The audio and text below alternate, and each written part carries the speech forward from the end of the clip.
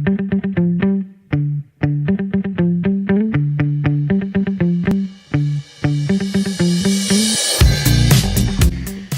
guys, my name is Alex and welcome to our latest edition of Ask the Head of School, a podcast in which Mr. Lee, our head of school, answered the questions that you guys made. Thank you, Alex. So just to remind listeners and viewers from last time that the podcast is, as you've said, to answer some of the questions. So I answered these questions in the coffee morning that we had just last week. And we want to try and engage with the parents as much as possible. So we know that some parents can't make it to the coffee mornings, for example. So this is intended so that parents can listen in the car to the podcast, or maybe when they get to the office or at home, they can watch and hear the answers as well. And thank you for joining me to ask me these questions today. Okay, so, hi, my name is Isabella, and we received a number of questions ahead for the coffee morning, some of which we were able to be grouped together. Well, question 1. First of all, a question that was answered last term, but I believe you have an update. How is the selection of books made? Who chooses the books? Thank you, Alex. So the question was answered in the last coffee morning, in the last recording, and that is available on the YouTube channel, so parents can go and take a look. The one part that I wanted to update on is that in the answer, I explained that there's a new policy that's coming called the Literature and Class Reading Policy. We're updating it now, and we hope to get that out in the next week or two, so before the half-term break, because parents were asking about the texts that you might read in school, and that policy has it. So it's being updated for this year. So I just wanted to start this podcast to acknowledge that it's a little bit delayed and to apologize for that delay, but it is coming out very, very soon. So that's the little update I wanted to give on that one.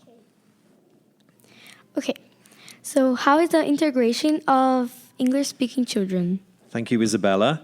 So as an international school, we have a lot of families who are from different parts of the world. And so they may not speak Portuguese at the moment. So what we try to do is to have this onboarding system, a buddy system that really helps those children, those students, to feel integrated, to feel welcome and able to communicate with each other. So that in particular is maybe during social times, at lunch and break times, because of course in lessons, almost all of your lessons are in English. But at break times, it's more natural maybe to hang around with other children that speak the same language as you. So we're trying to engage and incorporate that as much as possible. And we're looking for different ways to improve that every semester, every term. So the counsellors that we have across the school, they can help us as well if they hear from students, if they're not feeling that they are really sort of integrated or need support. So we do really try and help with that. In the coffee morning, there was also a question about Portuguese being spoken, and in particular in early years. And I answered the question there that as the children, as the students get older, the expectation on English is much greater. And so we might find more Portuguese is spoken in early years. The majority of our children in early years are Portuguese, but English is still very much promoted and expected in early years.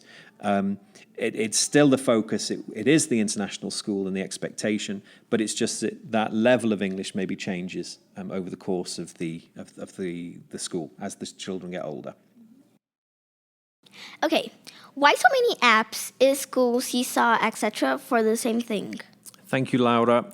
When I was joining the school, I made the same observation. I found that we have lots of applications, lots of platforms that we use.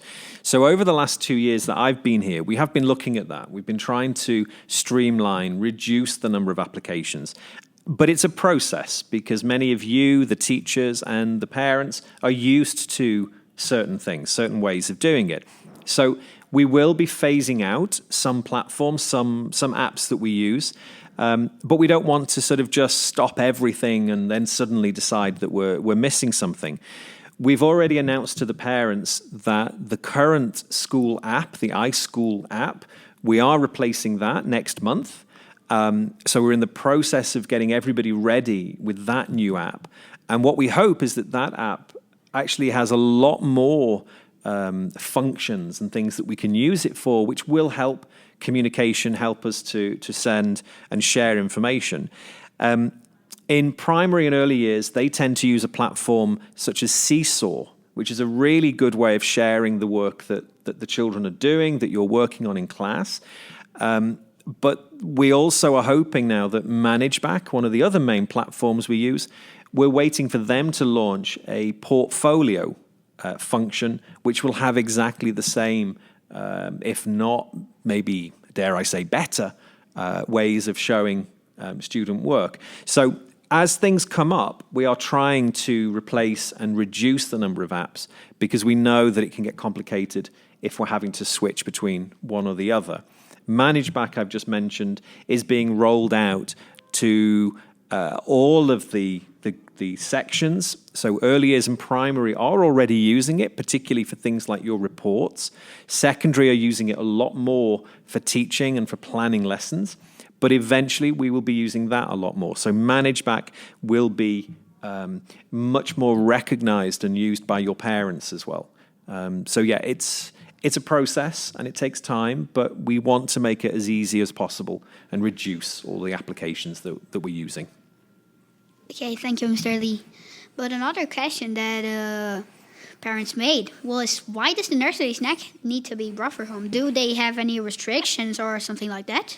That's part of it, Alex. And I think that when I spoke to Ms. Fletcher about this, the head of early years, she explained that because the children are so young, there are lots of things that have to be taken into account. Maybe, first of all, the children can't really express themselves if they don't like something or if there's a problem in some way.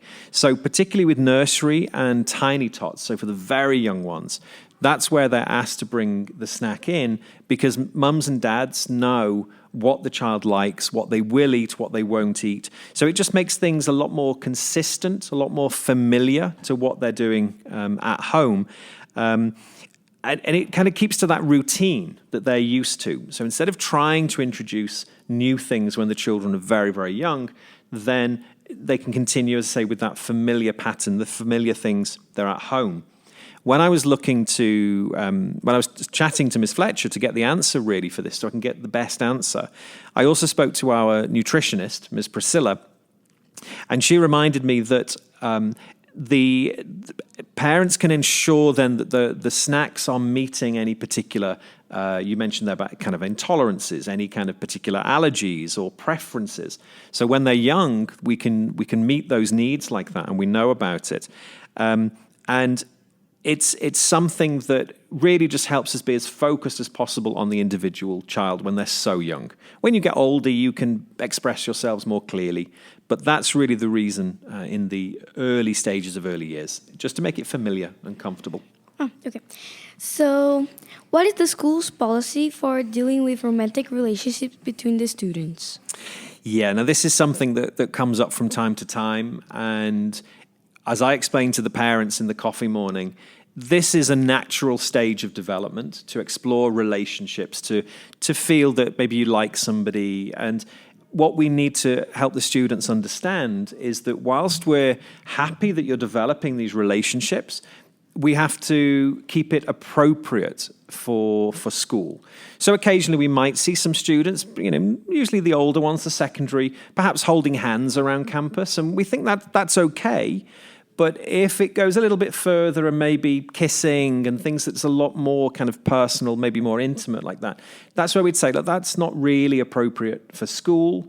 We wouldn't make a big thing, a big scandal about it. We don't want it to be a big taboo subject, but just to help them to understand that that's, save that for outside of school, not inside a school where everybody else is around.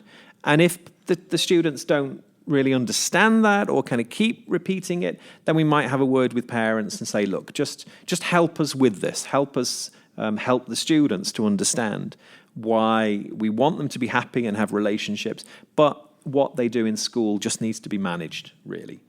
So it's a practice rather than a policy where we say, no, we're not going to do that. It's not. It's just be mindful of where you are and you're in school. Okay. Mr. Lee, many families would like to have access to the teaching materials used with their children. How can they access it to keep track of what their children are learning?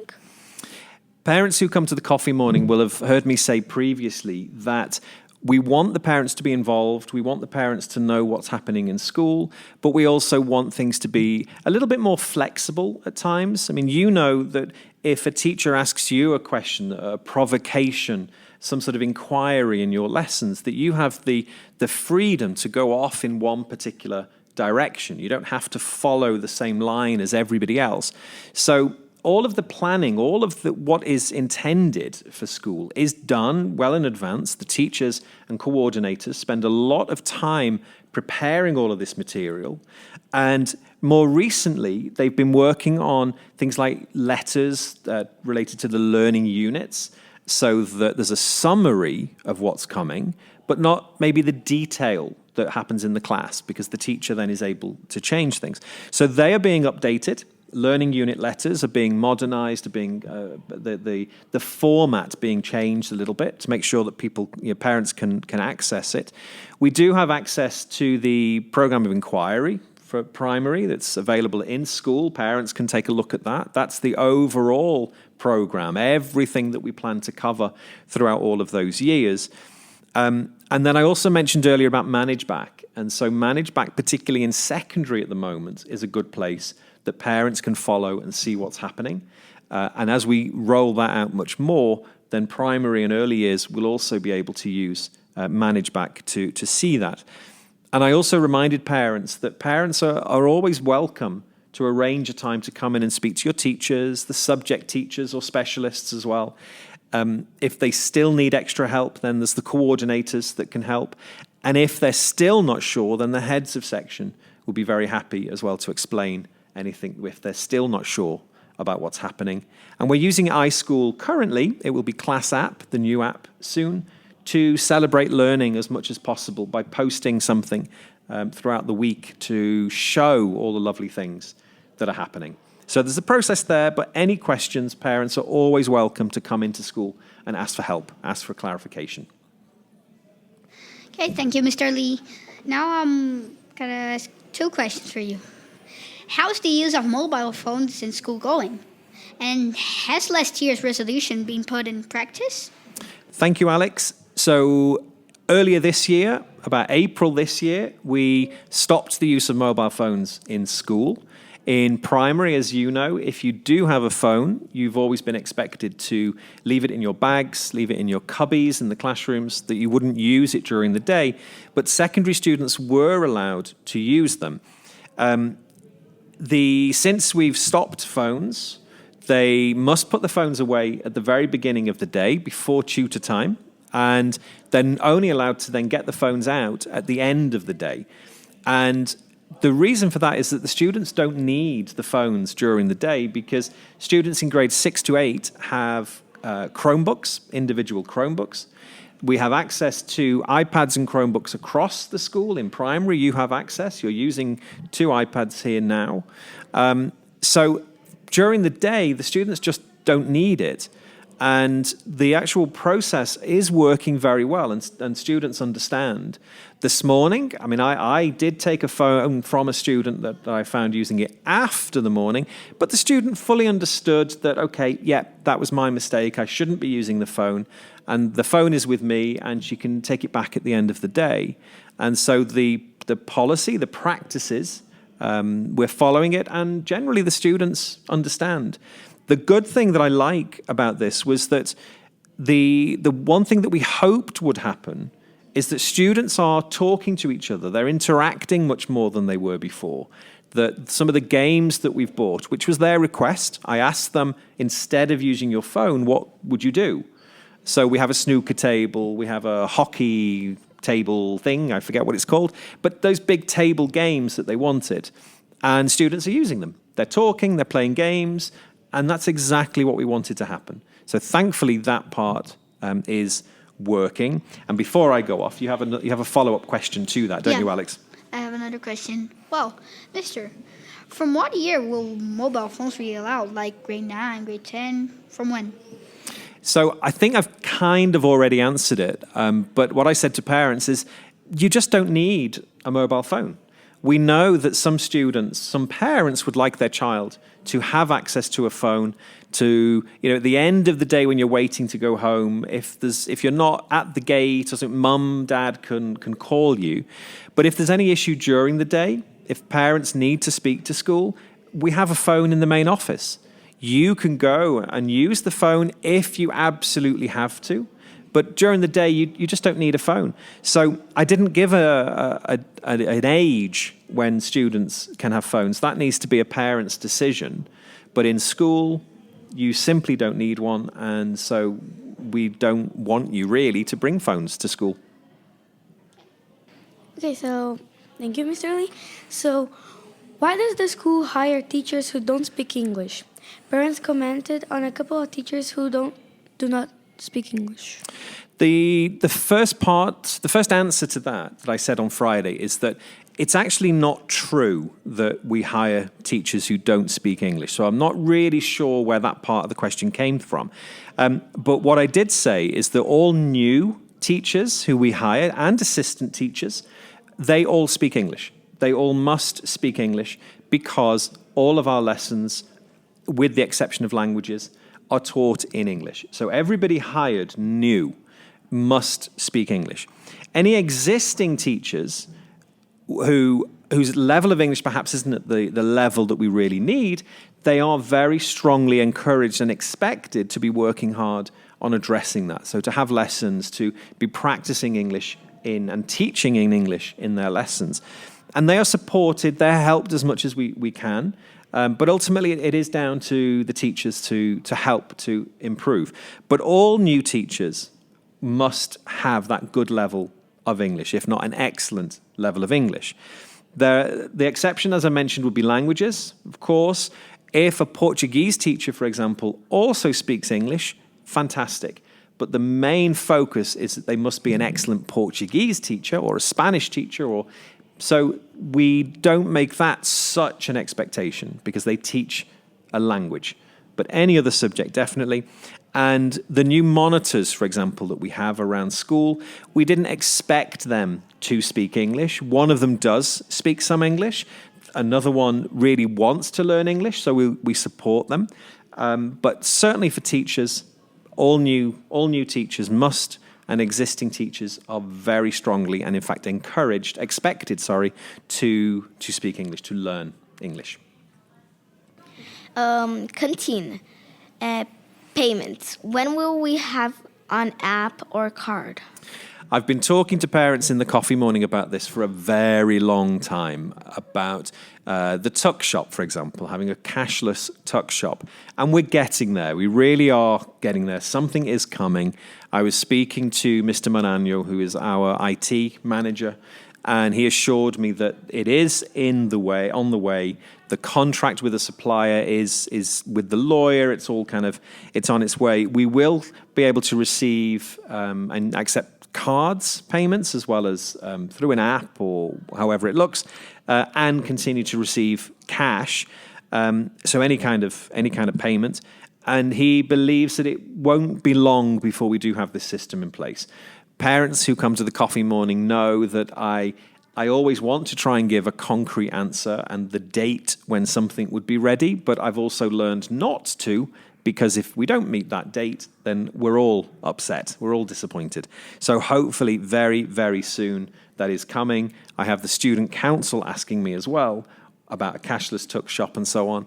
So we really have heard you. It's just organizing the system to allow us to be able to work cashlessly and to use an app, for example. So it's coming, I promise you. Another thing, it's about snack. Do we have a table of what will be served each week? We do, and that is on the website. It's also on the app on iSchool. So if parents go to the main app, scroll right down to the bottom, and in the bottom left corner, it says Nutrition Menu. And so then that shows all of the items that will be served for that period of time. And that's always updated, so parents can always go and check that. When I was speaking to Ms. Priscilla, the nutritionist, she also reminded me about things like food allergies. Alex, a little earlier, you talked about those kind of concerns that parents might have. And this is not about preferences, but if there is anything and this is all kind of linked to food, which is why I thought I'd mention this, that parents should get in touch, explain to us that my child has this serious allergy, has this intolerance. And we just need a note from the doctor as well, just to confirm all of that. And we will do what we can to meet those needs, because we do have some students here who do have some very serious food allergies, food intolerances. So we do take that very seriously.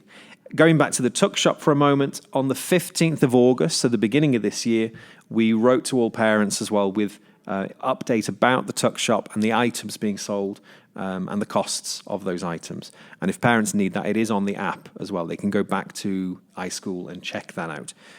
So yeah, Ms. Priscilla helped me with a few questions there, a few answers to other items to do with the canteen. Food. Well, can I ask a question yet about canteen? Do we also have the list of lunch? What's being served? On lunch also? That's the stuff that's on the menu. That's okay. On the website, the nutrition menu. Okay, now another question. Does the school organize a science fair?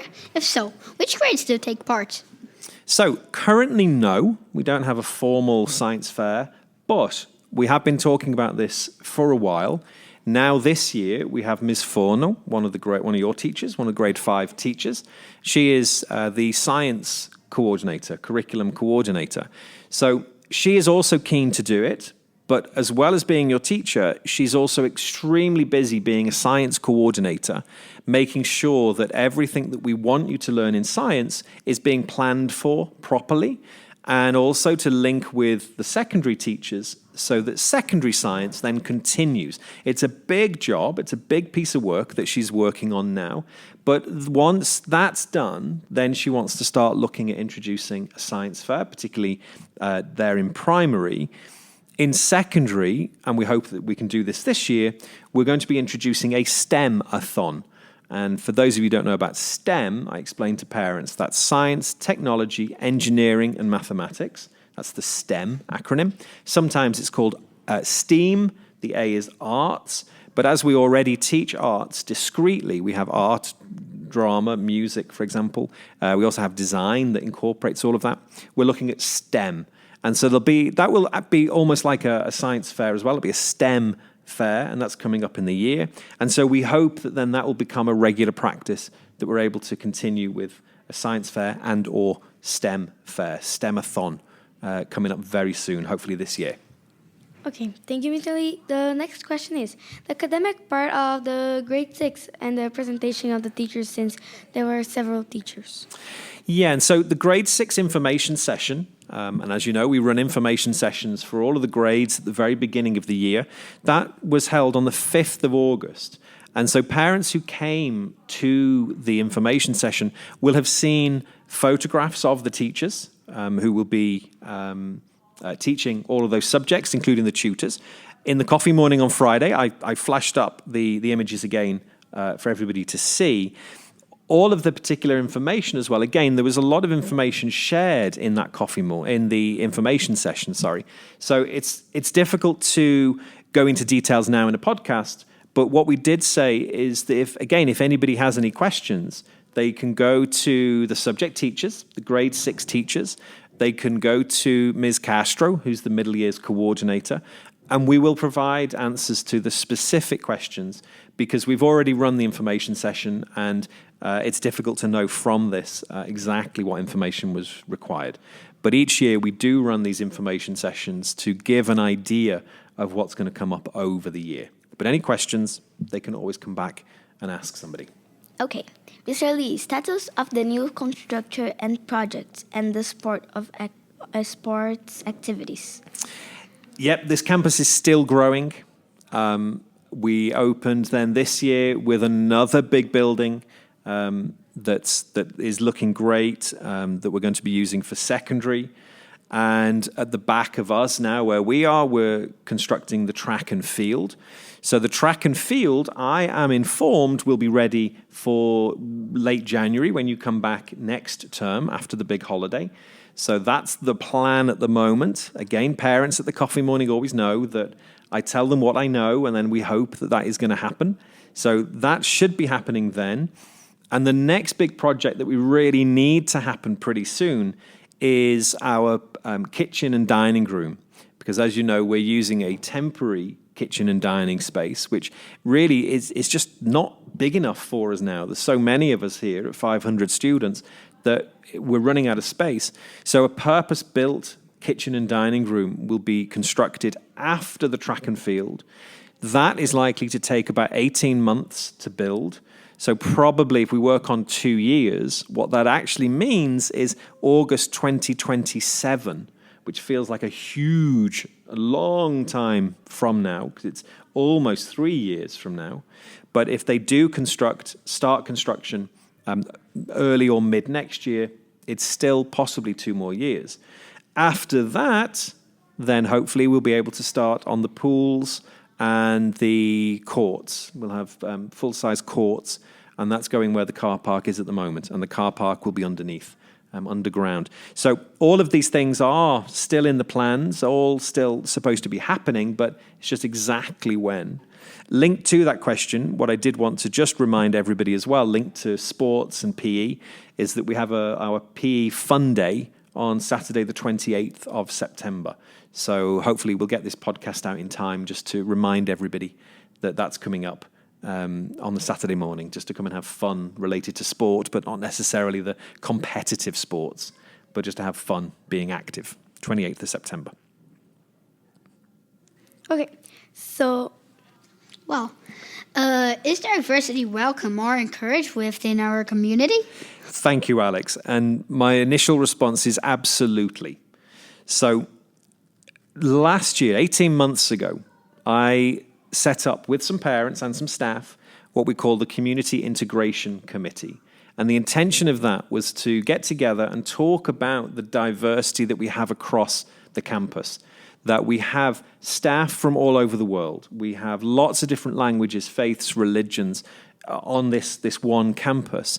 And we want the community to really welcome that, to really understand that.